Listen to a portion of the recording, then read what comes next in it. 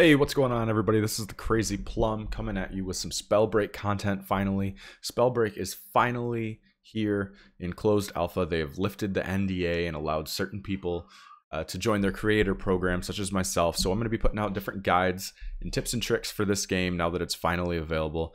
My first guide is going to be a movement guide, just because that kind of helps all players that are new to the game and not just a class-specific guide. So if you want to see more content, be sure to keep leaving comments down below, feedback, say, hey, do this guide next, do this class guide next, something along those lines. If this is your first time at the channel, be sure to smash that subscribe button. Come visit me on my Twitch for some live streams of the gameplay. And if you do like the content, be sure to leave a like down below. Alright guys, so to start off, we're going to jump right into the practice lobby. And if you weren't aware of where that is, that's in the bottom left corner of the main menu that you should have seen in the intro clip. Bottom left, right next to where it says like solo play or play squads or something like that. So you drop in. Now the practice lobby is great because it has every piece of equipment that is in the game of all rarities. So you've got all these frost gauntlets here, all the inferno gauntlets here, so on and so forth. And you have the ability to pick a class in here too. So because this is a movement guide, I want to go over the best possible classes for movement. So we're going to go ahead and we're going to select conduit for the passive, which is lightning fast, increases sprint speed by 20%, but breaks briefly when you attack or take damage. And it breaks briefly. That's what it means. It's brief. It's not very long at all. We're also going to select Frostborn, and the one that we're looking for here is Frozen Alacrity. Increases sprint speed on ice by 100% and no longer slip on ice. This is fantastic, and because it's not a passive, it can be increased with different skill points that you get throughout throughout the match that you can use to spend on those scrolls. Now, just to simulate that, we're going to select this here. We're going to select Frozen Alacrity again. So this is going to unlock the very first step. That'll give us that 100% sprint speed on ice, and we're just going to kind of hopefully get it again. There we go. So now we have Frozen Alacrity 2. So it increases it by 125%. We're just going to, there we go. And now we have Frozen Alacrity 3. Increased sprint speed on ice by 150% and no longer slip on ice. Now this is a big deal, because with the Frost Gauntlet here, if you were to shoot this, before, you would kind of just slip off, slide, kind of do everything. But now you run pretty quickly, as you can see. So, going over equipment. You have 2 gauntlet spots in this game, a left and a right. Those are respectively for your left mouse button and your right mouse button. You have 4 quick slots available to you. You have a rune spot, an amulet spot, a belt spot, and a boot spot. So we've already selected our Frost Gauntlet. Now I'm going to also pick up a Wind Gauntlet. I like to have this as a Sport Gauntlet, a second DPS Gauntlet, and I'll explain why in a little bit. Now for a rune, let's go grab a rune quick. Not Shadow Step. I want the Blink rune for a rune. This does exactly what you think it does if you've played other MMOs before. It blinks you forward a short distance. So I kind of was facing diagonally, so I went diagonally and up. It blinks you or in the direction of wherever it is that you're looking, a short distance. And you get 3 charges on it right out of the bat. For our boots of sprinting, or for our boots, we want boots of sprinting. These increase your sprint speed by 25%. Just base 25%, and it stacks with your conduit passive. So now you are sprinting 45% faster than somebody else that would have just landed with you.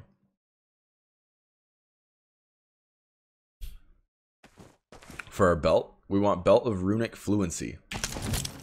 What this does is it increases your max rune charges by 2 and decreases your rune cooldown by 20%. So now you'll see that I have 5 charges on my Blink rune, and you can use them all right next to each other. There's no like cooldown in between uses. However, it does take a while to recharge, but it's 20% faster now that we have that. So for our amulet, what we're going to select is Amulet of the Leech, just because they don't really have an amulet that is specific to movement speed. So We have our equipment. Once again, we've got our Frost Gauntlet, Wind Gauntlet, Blink Rune, Boots of Sprinting, Belt of Runic Fluency, and our Leech Amulet. So our equipment is covered. Let's talk about like different tactics. Now, a lot of games that are heavy on movement have come out with a mechanic like air strafing. There really is not too much air strafing in this game. You can just continue to hold forward while you run, and if you move your mouse slowly, you do kind of turn with it. So you see that I jumped here, and I'll show you where I land. So I jump here, and I land here, and that's just holding forward and turning my mouse. So there's no true like let go of forward, hold right, and move your mouse in the same direction. That doesn't really get you anywhere. It slows your entire movement speed down completely. So it's not very beneficial to do a traditional style of air strafing. There's no like bunny hopping or anything like that. You can double jump. So if you need to like change direction even higher, you can double jump. And you saw that I start to come back a little bit right there with that. Started to come back into a 180 just a little bit. So there's no traditional air strafing in this game. So that's one more movement mechanic that you don't really have to worry about.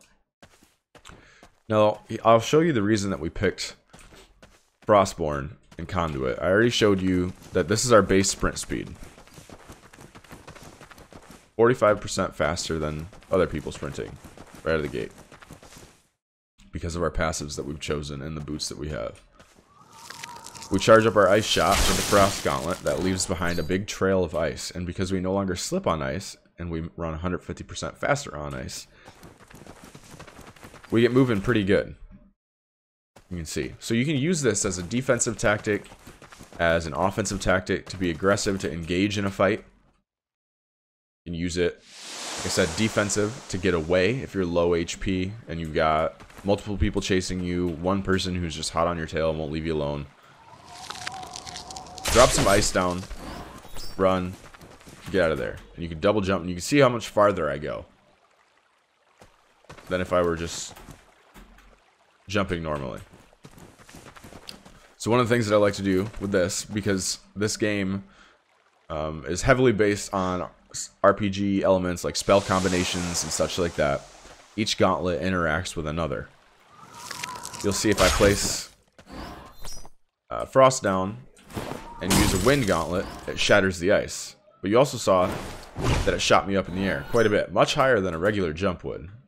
Here's a double jump. Here's a wind jump. About twice as high as a double jump. So you can combine this. Shoot ice, sprint, wind jump at the very end. And now I've gone twice as far. This can also be used defensively. If someone is chasing you and you have this kit, you're running, you break the ice on that last bit, they might not be expecting you to break the ice, actually.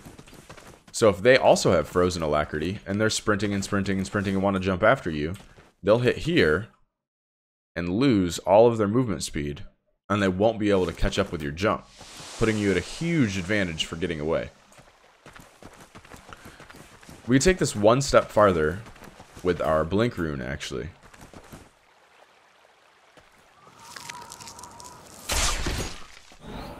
We can run, double jump at the end, and blink away. Now we're incredibly far. If you play this right, go over a hill, into a valley, launch into a castle, they might not know where you are at all. I'm actually going to grab one more set of boots quick, and I'll get back to you when we get those. Alright, so I picked up the set of boots that I wanted, and I'll show you what we can do with those in a second. So if you lay your Frost down, you can use a Wind Gauntlet at the end, and chain it with your rune charges to go even farther than you would have if you just did a double jump and used your rune charges. Now I'm going to show you why we picked up those decreased gravity boots. Because you can change your equipment while you're in the air, and the effects are immediate, you can do some crazy combinations with this. So the boots that we picked up are slow fall boots. Decrease the effects of gravity by 75%. So if you're in the air, you're going to fall to the ground 75% slower, meaning that you go farther because it takes you longer to come down. So what we're going to do is we're going to leave our sprinting boots on, do our jump, change to our slow fall boots, which decrease the gravity by 75%, and we will go farther. This might be a little hard to see because of where I'm jumping and the hill and everything. I might be able to do it this way, but I'll wind up in the water. So we'll try it first, going towards the hill, and see what the effects are like.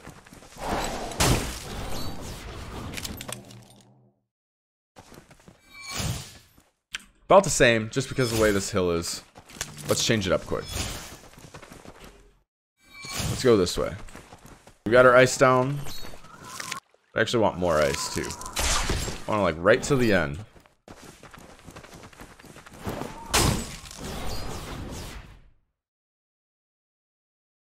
See, I jumped off the map. I jumped so far.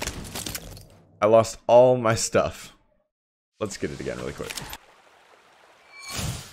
Alright, so after falling, I picked up some other equipment that are some honorable mentions, I think. One that might be a little bit better.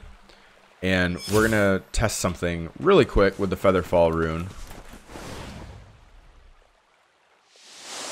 Alright, it looks like you lose about all of your speed that you gain on ice if you use the Featherfall rune. Let me just double check this. I'm not going to use it directly on the ice. I'm going to wind jump off of it. And use the Featherfall rune. Yep, you lose about all of your speed that you gain on the ice with the Featherfall rune. So, this was, what I showed you was the most optimal setup for movement. Now, are you going to find legendary stuff right out of the bat? Maybe, maybe not. It's all based on luck, you know, it's a battle royale. But other things that you can use for movement would be the Featherfall rune. Launch yourself into the air and fall slowly back down. That's what this is right here. It gives you about the height of a wind jump in case you don't find a wind gauntlet. But you fall slowly to the ground. And you get this cool little spinning effect. So you can use it to do 360s around people if they aren't expecting you. Really navigate your surroundings. You can use it to, you got somebody above you that you can't reach with a double jump. You even get up and above them. Because we couldn't reach here with the double jump, but we landed up here. Other things that you have are the flight rune, the teleportation rune, and the shadow step rune. So the shadow step rune, it's nice, but I like the blink rune more. This gives you the ability to blink forward a short distance and turn invisible. Now, where this could be more useful is in a defensive engagement. If you need to get away and you go up over like a hill or castle or something, combined with an ice jump and a wind jump, you can really throw them for a loop. Because you blink and then turn invisible, but you're not going to cover as much ground as you would with just a regular blink rune. Then you have the teleportation rune. Now, what the teleportation rune does is pretty straightforward. It allows you to teleport somewhere. So this, depending on what game you've played, might seem more like a blink type skill to you. I came from Guild Wars 2 in previous MMO experiences, and this is what the Mesmer's blink was like. You would select your own targeted location, and then you'd be able to teleport there. So this is really good for bamboozling people in castles. If you're in a fight and you have a small like window opening like that I just missed, you could stand there, aim way above them up into a castle, teleport to the top of the castle and be above them, and they wouldn't know. If they would know if they could see you doing the spin move that you do, that aura around you, and then see you teleport. But that's another honorable mention for movement for me. You then have the flight rune as well. The flight rune is pretty straightforward. It does what it says it does. It launches you into flight, and you can fly for a predetermined amount of seconds. I think it's like 4 seconds, yep. And you will be canceled if you take damage or collide with something and fall back down. But there's no fall damage, so don't worry about it. You just fly. It's kind of like you're flying in Dragon Ball Z, honestly. It lets you fly pretty far. I don't know if you saw where I launched from, but I launched from back here. And we flew all the way over there. So you can also combine this with like an ice jump and a wind jump. You can't combine it with using blink charges because whenever you swap a new rune in, you have a cooldown. So we're going to lay down ice. We'll wind jump and then fly after the jump.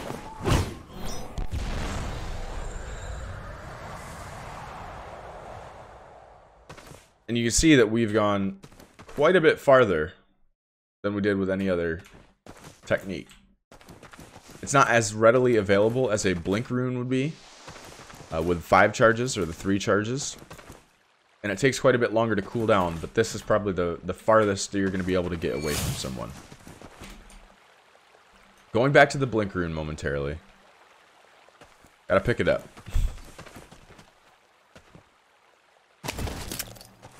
Let's let it get a couple charges. I want to show you something.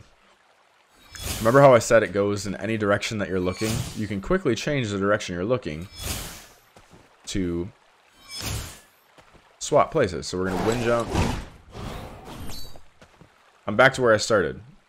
Because I went this way and I came back that way. I looked right and came back left. Right, left. You go up, right, left, right. I would have had another one. But that time I went up, and I was going to come right, left, right, left. And you use it to blink down, too. You fall faster. You see someone over here, you want to get an engagement. Come in at them at an aggressive angle. There's all kinds of stuff that you can do with a blink rune. It can be a little hard to aim if you know where you want to land. Like, I want to land here, but it's kind of tough. It just takes a lot of practice. What I suggest is using 2 blinks to go up if you want to land on something small like this and get the jump on someone. That way you can have the time while you're falling to know where you want to land. So, once again, Frost Gauntlet, Wind Gauntlet, Sprinting Boots, Runic Fluency, Amulet is dealer's choice, and Blink Rune. That's the setup that I would use for offensive and defensive engagements. Getting out of there. Don't forget that you can always swap equipment mid-air. Don't swap your rune mid-air because it will have to cool down again, and depending on what rune you have, it could take up to 20 seconds like you saw with the flight rune. Now, one more thing that I want to show you that you might not know is an option is if you go to your controls, you can set sprint as default. So you don't have to hold the shift key. You could rebind shift if you wanted to. You could just let that be a default setting and you always sprint. I don't know why people don't do this, or I don't know why more games don't offer this as an option. Very rarely do you not want to sprint in a game, unless it's like Rainbow Six Siege and you don't want to make a ton of noise. You can also crouch and move a lot quieter, but significantly slower. Anyway, guys, this is the Crazy Plum. This has been my basic movement guide with Spellbreak. Leave your feedback down below. Any comments, suggestions on future guides, things that I can improve upon. Let me know how my audio sounded as well. Anyway, I will catch you all in the next one. I hope you enjoyed it. Peace.